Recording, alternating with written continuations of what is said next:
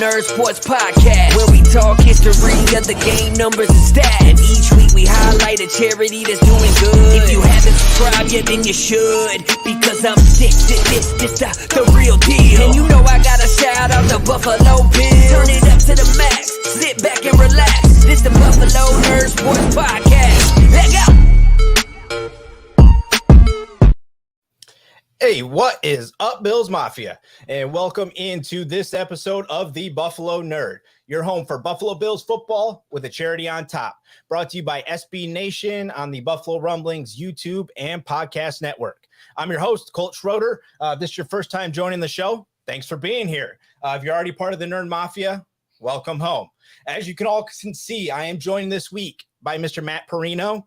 He's covers the Bills for a multitude of different platforms. You guys probably know him mostly on the Shout podcast, giving you all the energy. Him and Ryan Talbot do a killer job over there. If you, for some reason, have never seen them on this planet, go check it out. But Matt, how are you doing, sir? Bro, this is awesome. Great production value on the show. You got the rap. Now, is that you rapping on the intro?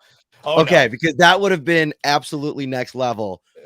It was really cool. It had a really good vibe to it. The intro video was super cool. Man, I'm hyped up to be on here. I apologize. I haven't seen your show. I know Buffalo Rumblings. Dude, you guys got so many great shows. I'm so glad you sent me a DM, and how it works is it goes to that secondary folder first, and then you got to kind of cycle through there. I got to be honest, sometimes in the off season, I forget to check. I finally did. And I'm glad that I did, because we connected and I'm able to come on here, man. This is exciting. You got me hyped up a little bit. Yeah, good. I'm glad you're hyped up. I'm super stoked to chat with you. I had Ryan on last year, so I've had the other half of your show. So now I got everybody on board. Matt and I were discussing a little bit before we got started here. We actually share the exact same birthday, to the date, year, all that stuff. We haven't mapped it out to a time, but we're not going to get that crazy with it. But anyways, before we dive into all the football stuff, because Matt's about to disappear into football camp, the Bills are coming hot and heavy this weekend. Everybody's excited. I know I'm pumped up. I know we've been dying for a long time. So before he gets in there, we're going to grab a bunch of knowledge, hang out for a little bit here, and have some fun. But before we do that, we do always like to highlight a charity off the top, right? So, and as the guest, Matt does get to choose the charity we're going to highlight this week. So Matt chose the SPCA. So Matt, why don't you kind of let everybody know why you chose them? Yeah, SPCA is super near and dear to my family's heart. It's where we got our first little doggy, Rocky. I think it's 13, 14 years ago now. He's been gone about 2 years. But we, it really changed our life. I was never a dog owner growing up. My parents, I think my dad was allergic. And so when it was at the SPCA, and I love rescues, and my wife is such an animal lover and has put me on to so much of the work that they do. And actually, it's fitting that you had me pick a charity, because my son is going to SPCA camp next week, where he gets to be a veterinarian for a week. So it's super cool. We're excited, and giving support to them for all the work that they do. It's awesome. Yeah, I love it. And when you brought it up, I mean, I hearted it immediately. I'm a rescue owner myself of a bulldog that, is near and dear to my heart. So 100% love it. Everybody knows, I think, the SPCA, it's been around a long time. Still a very cool organization. You guys saw there on the video, if you go to your SPCA, that's actually the Erie County SPCA. So you can help out there local to the Buffalo community if that's what you're looking to do. So now we got the good stuff out of the way. Let's talk about some football, and let's have some fun, because I really want to hit this off. I've asked everybody the past 8 weeks, I think, about Jordan Poyer and what they think is going to take place with him in this situation. So far, he's played it cool during the offseason. When I saw he signed with Drew, I got very nervous. But where are you at with the Poyer situation? You think he's going to be here long-term, short-term? What's your thoughts right now? It's really hard to tell. I think he did show a bit of his hand with the fact that he did show up for mandatory minicamp and was a full participant in practice. I think it's going to be more of the same. I don't think that, unless things have taken a bad turn, there hasn't been any reports. And obviously Drew Rosenhaus, very, very plugged in with the big players on the national stage. We haven't seen a report that comes out with any frustrations from their side of the camp. And listen, when this first happened, one of the first things that came out, and I think Brandon Beane said this shortly after too is they have a great relationship dating back years, the Bean regime and Rosenhaus. So I think it's going to be a very professional negotiation. And I think it's fair for Jordan Poyer to want more money. I think he's played above his contract, and he's looking around the league, and, you know, there's articles that are coming out calling him the top safety in the league, you know, depending on which league circles you talk to. I mean, he was a first team all pro last year. So I think he wants to be paid like that. And he's looking at some of the people that are probably below him on lists, and they're making, you know, 13, 14, 18 million dollars. He's not going to get that high, but I just think he wants to be compensated more. I think he wants, you know, looking down the barrel of the last stretch of his prime, he probably wants some more guaranteed money. And, you know, the game is a tough game, right? Like, you go out, you get injured. I think that there's probably a lot of confidence in the Poyer camp that he can go out and replicate what he did a year ago, especially now with Von Miller on the line in front of him. But you get injured, and that completely takes the air out of your sails when you're about to hit free agency. So, you know, I think that there is potential momentum, possibility to some type of deal that maybe extends him, doesn't even maybe extend him a year, but maybe add a void year and up what he makes this year. So at least he's on par with some of the other contemporaries at his position. And then that allows him to hit the free agent market next year if they can't come to terms on a long-term deal.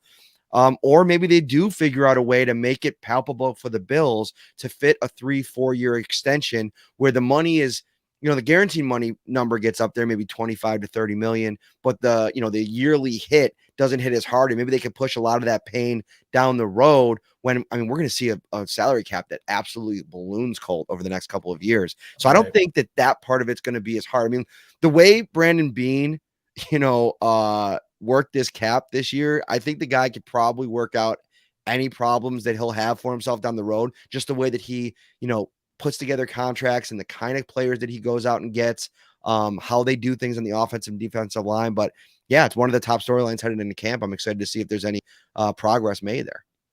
Yeah, I mean, and your first option is what I've been preaching for like 8 weeks now. I think that's where we end up, is it turns into we just pay him this year good money, make him happy, and then next year we let him look around, and honestly have to, because we might not be able to pay him, but we're also in the position now where a really good safety might want to come here and not have to be paid as much as Jordan Poyer wants to, because they want to be part of this organization and what this team is doing. So it's going to be interesting to see how it plays out. I like both those options. And you wrote a piece here that just came out that was talking about the cornerback room. And I don't know if you saw the things floating around today that there's been some Bills members reaching out to Joe Hayden potentially about trying to fill up the room a little bit. Your topic was Tre'Davious White in the cornerback room, right? And I think that this Jordan Poyer thing plays into that, right? You definitely don't want to potentially have Jordan Poyer out and Tre'Davious White. Like, you immediately take a big step down, right? So I think everybody's going to try to avoid that. But the other, I think, kind of hot topic always for the Bills is the backfield, right? And we've got some interesting pieces again this year. We've been maintaining this kind of, we draft them, we stick with them, and we really kind of see if they work out, right? That's kind of what we've been doing. Where are you at with these backs? Anybody that you think is just, they don't really stand a chance, or is there anybody that you're just 100% like they're going to stick no matter what, outside of like Cook, because he's going to be there? Like, kind of like, where are you on Moss on this situation? Is he in a dangerous place? Duke Johnson's probably just here for camp. Where are you? Yeah, you know, the funny thing about Duke Johnson is, like, I think that they really did sign him for a particular reason. And I know that they got James Cook, and if the draft fell that way, so it's always about filling out holes and then not having a draft for need. And now you end up with a very loaded room with a lot of different options. But I'm not really willing to, I think if I was, you know, predicting or handicapping the running back competition, sure, Duke Johnson would probably be, you know, the first guy that I'd say is going to be a cut candidate, right? I think fitting all four of those guys on the roster might be tough. And I don't see a scenario where they release Zach Moss unless he's just completely ineffective in the game, in the preseason games. I just don't see it, because he offers you, here's the thing with Moss, and I see the comment on the screen. He offers you flexibility into 2023. Devin Singletary, he's a really good player, and he had a really good finish to the last season. I think he goes into this year's running back one, and he could go out here this year and blow it up again and continue that momentum. But then what happens at the other end, Colt? You're going to have to end up paying him $7-8 million a year at minimum for a guy going into his second contract. A franchise tag for a running back, I think somewhere around $12 million. You're not going to do that. Mm-hmm. So you got Zach Moss. If you could kind of just continue to develop that player, and if he could show enough this year, it gives you an option to pair with the athletic, the quick, the speedy, the receiving threat that is James Cook in 2023 and maybe potentially beyond.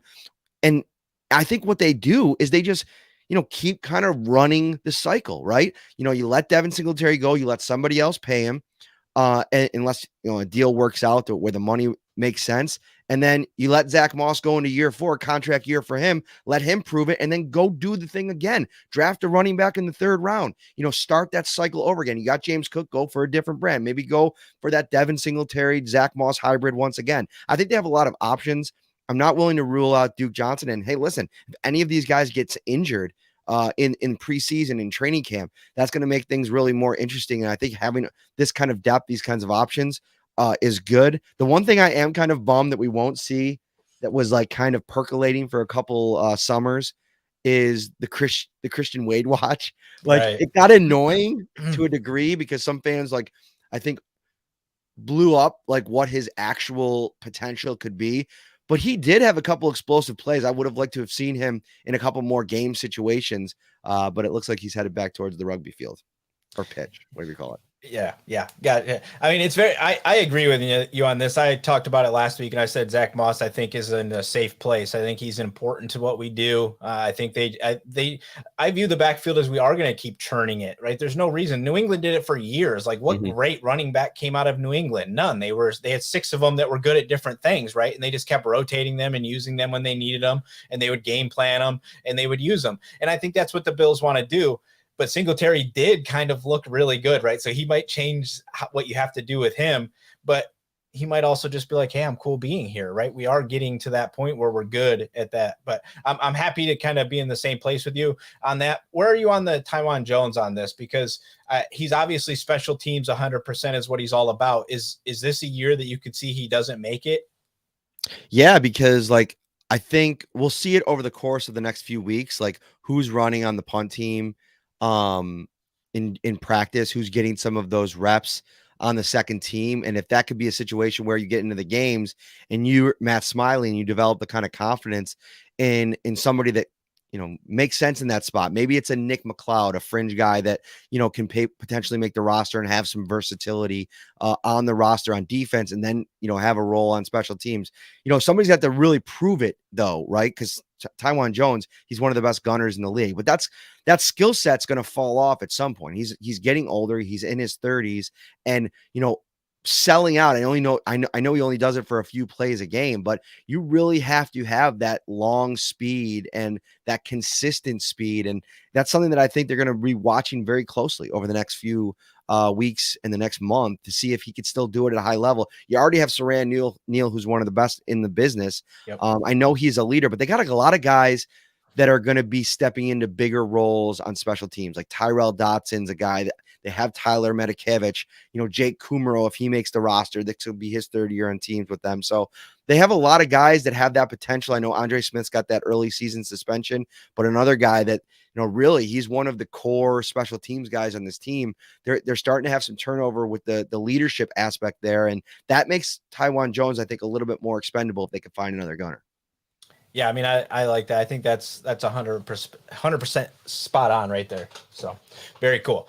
All right, so let's move on to that next room. You brought up Kumaro. I think that, it's interesting because the piece that I like with Taiwan Jones, and I think they keep him around for, is they've shown across the roster that they like experience, right? They like at least an older player kind of everywheres, right? It seems like they like it in all those positions. The running back room doesn't really have that. If you lose Taiwan or you lose Duke Johnson, you're talking about Devin Singletary is like your leader in the clubhouse with experience, right?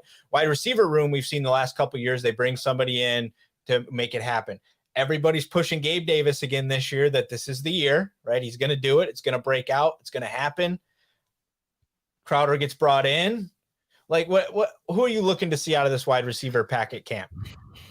Yeah. So I've talked quite a bit about this the last 3 weeks because I think it's really interesting, like how the targets are kind of diced up. Last year and the year before, the first 2 seasons, Gabriel Davis was in kind of like a utility role, right? Like whenever they could find looks for him, he had to make the most of them. And for the most part, he did. And, he was a big time touchdown producer in the first 2 years. Obviously, the last game he played was one of the best that a wide receivers ever played. It helps playing across from Stephon Diggs.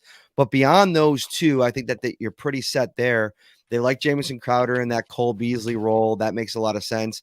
And then Isaiah McKenzie and Khalil Shakir are the ones that are really intriguing to me. Does McKenzie have the versatility and big play potential to maybe slot into the new version of Gabriel Davis, where you could kind of put him anywhere where somebody gets injured? You just put Isaiah McKenzie in there, or when somebody needs a blow, you can put him anywhere in the formation, and maybe Ken Dorsey and Chad Hall and Joe Brady, who was a wide receivers coach at LSU, who coached, Justin Jefferson and Jamar Chase.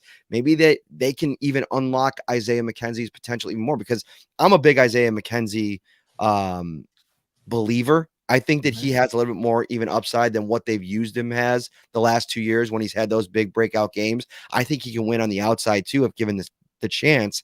So if he slots into that role, then you have maybe Marcus Stevenson that can kind of go into the old Isaiah McKenzie role. And then Khalil Shakir could be that, Isaiah Hodgins 2 years ago, Marquez Stevenson last year, where you kind of just string him along a little bit, unless he's ready. Maybe he comes out over the course of the training camp and preseason and says, listen, everything I'm doing here, I'm ready. Maybe he makes some noise or a splash in the return game. We'll see that as well, if he's going to be a factor there. But there's so much talent in the wide receiver room. I think it's going to be a real it's going to be tough on him to earn a consistent role to where they can have him on the roster, every week, get him a jersey. And it's interesting. Back in the spring, he had a little bit of an injury he was dealing with. I think it was his left leg that was taped up. He missed a couple of days of practice, nothing severe. But it reminds me of like Hodgins' rookie year, when he had a couple, just was dinged up a couple times, and then they got to the season and they just kind of put him on IR. And, you can kind of get a little bit, creative with that process. And that could be something that maybe the Bills want to try to do, if, or they just want to say, hey, we want him to keep practicing when he's ready to go. Maybe we can give a chance to come back halfway through the season or whatever it is, kind of like what they did with Stevenson last year. They've become really good at like protecting and hiding their rookie wide receivers on day 3. Yeah, no, they're getting very good. I've been saying that the whole time, that the signing of, Shakir to me very much aligns with Gabe Davis, the way we brought him in, high quality player, smaller school, was having a great season. He just fits the mold. But it is a lot of that this is just a really good football team across the top of the board now, right? So it's very difficult to get in this room and be there all season long. So one little nick up in the offseason can be all she wrote, and you don't get another opportunity to be playing on this football team, because I thought the Crowder signing, and I'll stand by it, and unless he makes me eat it, that it's going to be a crucial piece in how we function this season. I like his versatility. I like his build. I like his aggressiveness. I like what he's going to probably bring for us this offseason. So I'm pretty stoked on that about him. I think, Ryan, my tag team partner, he's a big Crowder guy, right? He's been talking about this for months. And I haven't really thought a lot about this until recently. I was thinking about unlocking Stephon Diggs in a lot of the ways that they did in 2020 when he was first here. Some of the deep ball stuff that he was able to do. He wasn't as effective down the field. But I also think that the decline of Cole Beasley, not only his production, but his role in the offense, I think that allow teams to key in on Diggs a little bit more. I mean, if you remember in 2020, Cole Beasley was a second team All-Pro. And I know that was very controversial, but if James Crowder can, even be 80, 85, 90% of that could potentially really help Stephon Diggs. So I think that's, the more and more I think about it, the more and more I'm pretty aligned with that thought process as well. Yeah, I think he's going to be more than that. I think that this is the opportunity he's been waiting for. He has not been on a good football team, and he has not played with this caliber of quarterback. You got to stay healthy. Another little guy. Yeah, that's my concern. That's my concern. Absolutely. Always going to be a problem, but I'm stoked for it this year. I think we've done some real nice things for depth. I know everybody questions where we are with our number 2 wide receiver and if we truly have one and what it's going to look like after that, but I'm pretty happy with where we are in that room right now. That's a wild take to me on the heels of that Chiefs game. And I know it was only one game, but the dude, like when he came back from COVID, was awesome. Like Gabriel Davis down the stretch was really good. And if you talk about the touchdown production for his first 2 seasons, like match it up against any rookie the last 3 years. I mean, Justin Jefferson, Jamar Chase, those are the only guys that you're probably really putting over him the last couple of years. There's probably another few that I'm missing that you could sprinkle in. I think he's poised for an absolute breakout season. I love that he's put on all this size. I think that he can be, you talk about dynamic of the offense in that receiver room. If he can be a physical yards after the catch, intermediate weapon now, consistently and take that punishment week after week, and teams got to kind of maybe shift a safety over to his side to deal with that after establishing that early in the season. Good luck dealing with Stephon Diggs on the other side at that point. So yeah, I think that it's gonna be fun to watch it play out. Yeah, I think we've been missing that a little bit, and I would say that's kind of like the Eric Moulds, right? Of just being able to body everybody no matter what. It's just get it over here, Josh. I'll take care of the rest, right? And that's where it's at. Awesome, love it. So let's next hit this real quick. I'm curious. We got a new offensive coordinator. Defensive coordinator stays the same. Everybody appears to be pretty much back on the defense. We rotated the front line. It looks better to me. Do you anticipate a regression on either side of the ball this year, Matt? No, only because I expect a huge jump from the defense, which seems weird. There was the number 1 defense in the league last year in the regular season, but I'm talking about sack production, tackles for a loss, like what they're able to do in the backfield, the way that they're going to get penetration, I think is going to maybe create more turnovers. I think one of my bold predictions, if I put out that piece here in the next couple of weeks, is that they're going to lead the league in turnovers this year. I think that Von Miller's addition really is just going to unleash that secondary. And like you talk about the things that they could do to disguise a defense. Can you imagine 2 times against Mac Jones, against Tua? Now, not only do you have to deal with this disguised coverage and a year 5 Tremaine Edmonds playing behind a better defensive line, but oh, by the way, you're going to have to deal with Ed Oliver in a contract year and one of the greatest pass rushers in the history of football. So I see a step forward for the defense, and I don't see a regression for the offense, only because I thought regular season last year, they didn't really play up to what I thought that they were going to be until later in the season. And so I don't anticipate any type of Jacksonville performances from this offense this year. With that said, the biggest question mark is, how do things go? Do they hit the ground running with Ken Dorsey in the play caller's chair? That's going to be interesting to watch. No, but I don't see a regression on either side of the ball. Cool. Yeah, I'd agree with the same thing. I know last year I agree with that. Like, felt like the first start of the season we came out real hot, right? Like what you kind of anticipate, because people don't really know what you're trying to do yet. Then when teams have a chance to kind of figure out, we saw a lull in the offense last year, right? Where things kind of struggled. We went from 30 some points down to like, hey, we can barely do anything. And then it came back again, when we decided to move some things around. New offensive line guys this year, new offensive line coordinator back, so I'm loving the offense again this season too. I don't think how you can think that it's going to be bad, even if the play calling suspect, because Josh Allen's going to make plays, right? I still think that it's going to end up happening either way. All right. Next one I want to know is, what position battle are you most pumped for at camp? Ooh, that's a good question. Yeah, because you brought up Ed Oliver. I'm pretty intrigued by that interior to see, because I know those boys want to eat. We got some guys in there now. They're exciting.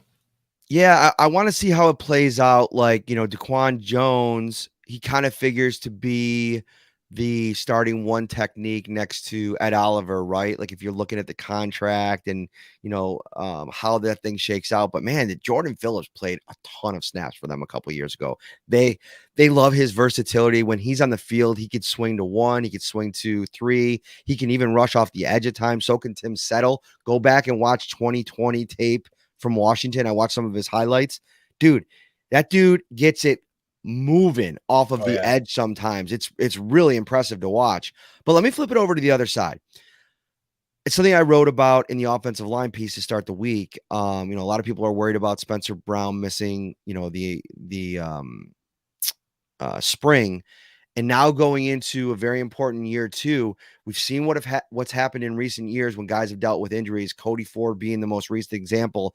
It's really set him back in his development. And so if that happens with Spencer Brown, luckily, if you're a Bills fan, the Bills went out and got a reliable swing tackle, need it, have it if you need it starter. And David Questenberry started 17 for the Titans last year, and they had a really good offensive line. So I think that position battle, I think there might be one there to start with. And then also, right guard's interesting to me because you got Ryan Bates. I'd say most people have him in, maybe erasable pen, if that's still a thing. There used to be a thing when I was in high school. Right. I think there was erasable pens. Because, you want it to be kind of permanent, but you're not going to go put all your money or all your chips in the middle. I'm not done with Cody Ford yet, man. I'm not completely out on him. We were talking about this on a recent episode, and I just think that everything is aligned for him to have one more real, true chance to make a run at a starting job. New offensive line coach that if he connects with him soon enough, and Aaron Cromer, that could start, maybe a shift. Maybe they find something in his game, whether it be in the film room or out on the practice field, that, turns a light on, in his brain. And, it allows him to finally settle into one spot. He's never had that his entire career, and he's healthy. And there's a lot going for him. And it's a contract year, and it's a, play for your next contract kind of year. So I think that you're going to see the best version of Cody Ford coming up here over the next month and a half. And if you don't, maybe you see the Bills move on from him before the start of the season and try to flip him for a draft pick. Because now that you went out and got Greg Van Roten, man, you got a whole bunch of veteran experience on the interior as depth options. You got Ike Butker, who will probably be back at some point this season coming off the injury, and then Greg Mance. He could play all three interior positions. So I think the Bills did a pretty good job replacing the guys that they cut in John Feliciano and Darrell Williams. They got some young guys that I think could maybe make some noise in year 2, and Tommy Doyle year 1. Luke Tenuta, man, I'm telling you, watch that guy out on the practice field. If you get out there to training camp, the dude is just an absolute tower. Love it. When I saw the signings in the offseason, especially when they brought in the second member of the Tennessee Titans last year, I thought that was kind of writing on the wall of what they truly want to think about, right? They want to be able to run the ball like the Titans and throw the ball like we do. Like, I mean, if you're not going to continue to try to progress, I mean, that's what you should try to be, like the best running game and the best passing game, right? If you can do both of them, you should be unstoppable, right? I mean, right. that I think that's how it naturally works out, but I love it. So real quick here, as we're getting ready to kind of close up here, I want to get your kind of early, I mean, it's July 21st. We're getting ready to report to camp this weekend.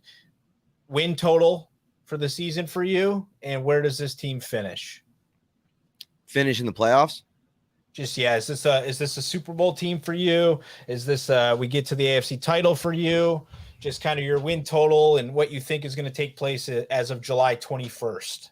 I mean, it's got to be a Super Bowl team, right? I mean, to sell out, to get to land Von Miller, knowing now the obstacles that the Bills faced to get him.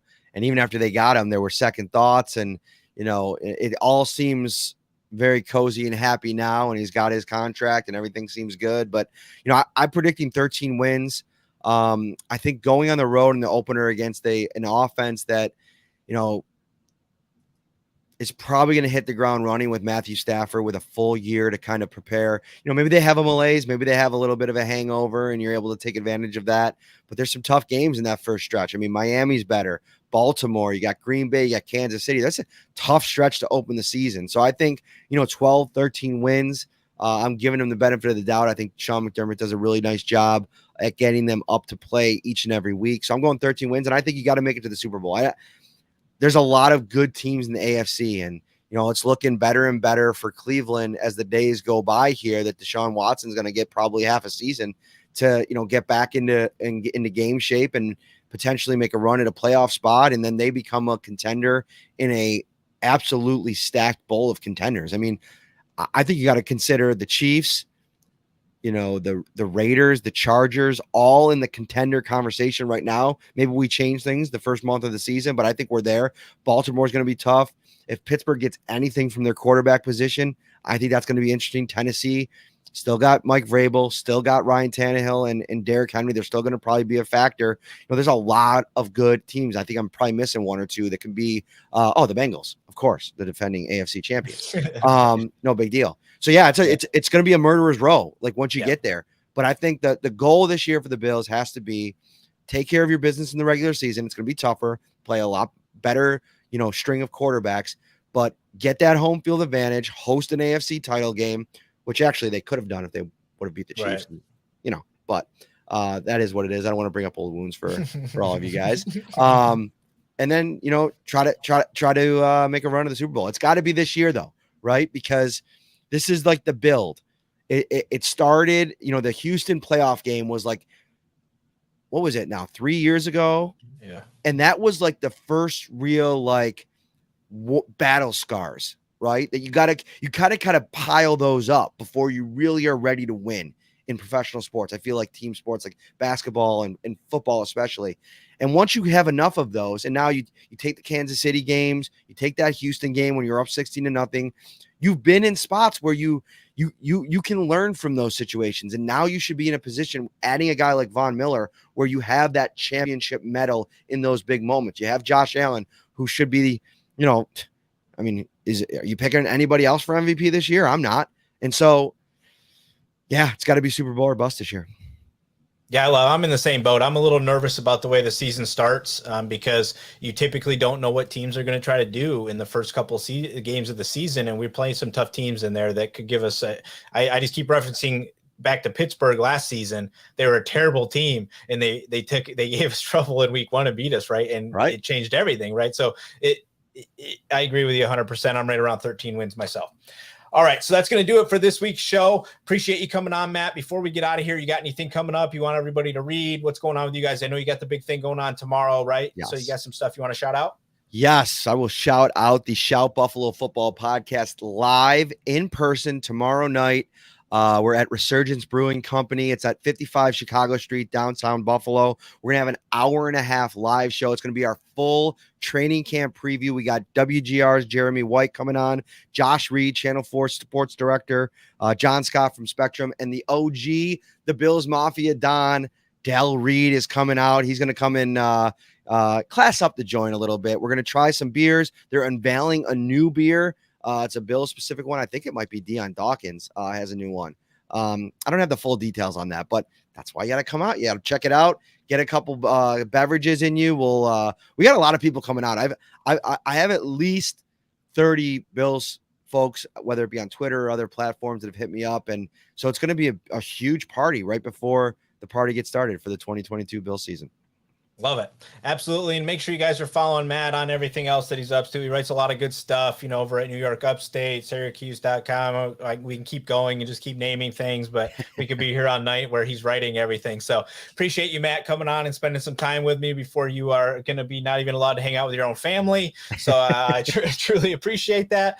Everybody, thanks for tuning in. Make sure you guys do head over to yourspca.org if you can and check them out. That's for the Erie County SPCA.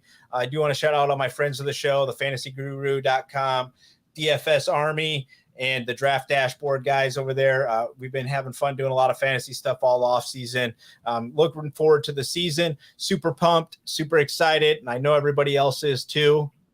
And it's been a great show. Thanks for coming on again, Matt. Appreciate you, man. Take care, buddy. And of course, go Bills. It's about to make sure you leave a review and subscribe, so you never miss another episode. We'll see you next time. Leg out.